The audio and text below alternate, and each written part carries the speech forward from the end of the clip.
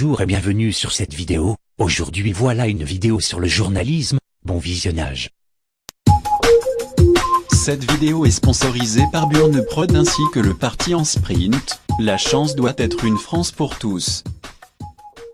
Le journalisme est en quelque sorte le domaine de l'information des événements qui se passent au quotidien. Lorsque la presse est indépendante et plurielle, elle va permettre de rendre compte de l'ensemble des événements importants dans le pays concerné, ainsi que les grands événements ou célébrations internationales, et cela de la manière la moins partiale possible, quitte à devoir aller dans le sens inverse de l'opinion publique, de l'opinion des élites voire du gouvernement en place.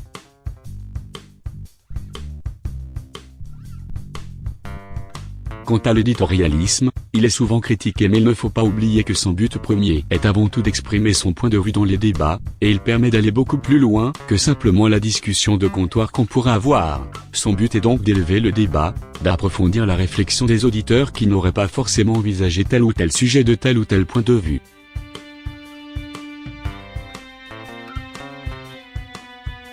Malheureusement aujourd'hui le journalisme est largement soumis à de nombreux conflits d'existence en soi, dans de nombreux pays comme l'Arabie Saoudite ou l'Érythrée, et même les pays prétendument développés et démocratiques ne sont plus des modèles en termes de liberté de journalisme et d'indépendance de la presse. En effet, lorsqu'on regarde cette carte représentant la situation de la presse dans l'ensemble des pays du monde en 2018, contrairement à ce qu'on pourrait croire, le monde n'est pas juste divisé entre Occident et reste du monde en termes de liberté de la presse. Aujourd'hui, quelques pays occidentaux, et notamment les plus grands comme les États-Unis ou la France, sont dans une situation seulement acceptable, des pays comme le Ghana arrivant à faire mieux en termes de liberté de la presse que ces derniers. Vous me direz que la situation a toujours été comme ça.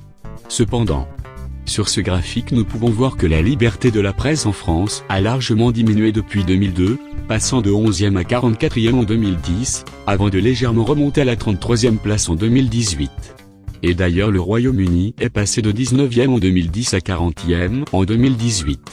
On voit bien que la liberté de la presse s'est dégradée dans les plus grands pays occidentaux, prétendument libres donc, et je doute que les nombreux rachats des médias par les grandes entreprises ainsi que les subventions publiques données aux principaux journaux aideront à une meilleure indépendance de la presse.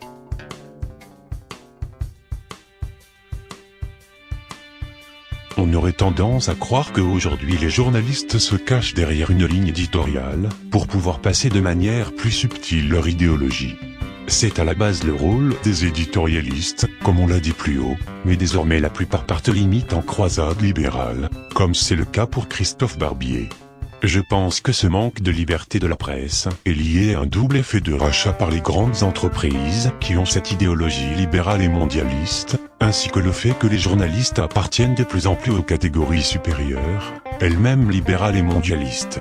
En gros, grands patrons et journalistes mangent à la même table.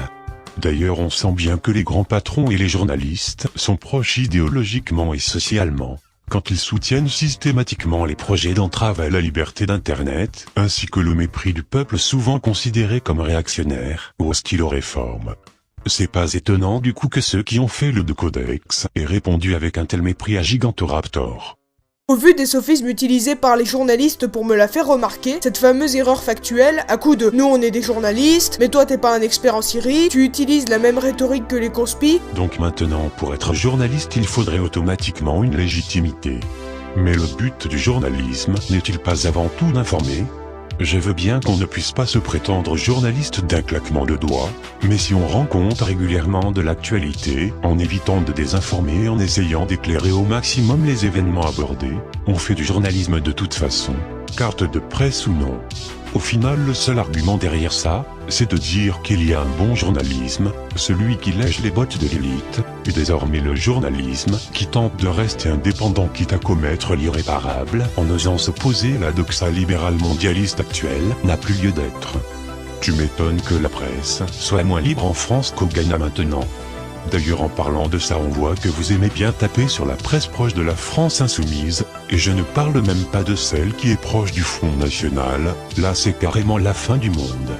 Vous venez dire que le média est un journal partial, et que c'est pas bien, parce qu'ils se prétendent indépendants. Oh les pauvres choux. Ah mais attendez, en fait indépendant ne veut pas dire impartial. Oui le média est indépendant, ils sont juste proches de la France insoumise. Et vous par contre quand vous vous prétendez indépendant et qu'on vous dit que vous êtes aux ordres de En Marche tout de suite vous criez au complotisme. Donc franchement j'éviterai de parler d'indépendance et de partialité à votre place. Vous êtes là à souligner le départ de Noël Mamère du média, que soi-disant la direction serait dictatoriale.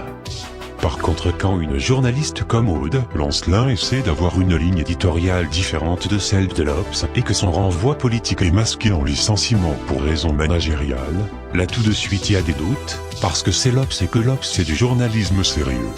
Vous allez pigeonner qui sérieux ? Là où je vous donne mon accord c'est que vous faites effectivement moins de fake news que dans la plupart des autres pays, ainsi que les médias alternatifs qui se sont développés sur Internet. Effectivement, vous faites de nos news, vous omettez toute une partie de l'information qui vous dérange.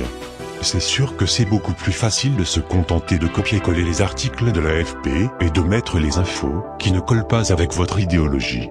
Ah mais en fait même en faisant ça vous êtes même pas capable de garantir des informations fiables parce que sur 100 fausses informations vous en avez quand même diffusé 8. Et en plus vu que la majorité des articles sont copiés-collés, ils sont propagés par une bonne partie de la presse, 34 articles par fake news quand même.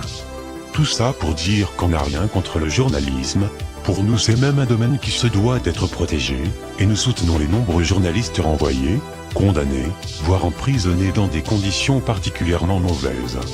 Cependant, pour moi nous n'avons aujourd'hui que trop peu de journalistes qui exercent correctement leur métier, et je ne peux pas accepter le fait qu'on assiste à une élitisation du journalisme, avec le bon journalisme de l'élite et le mauvais journalisme du peuple. La liberté d'informer est pour tous, et la réalité ne va pas toujours dans le sens du libéral mondialisme. Il faudra vous y faire.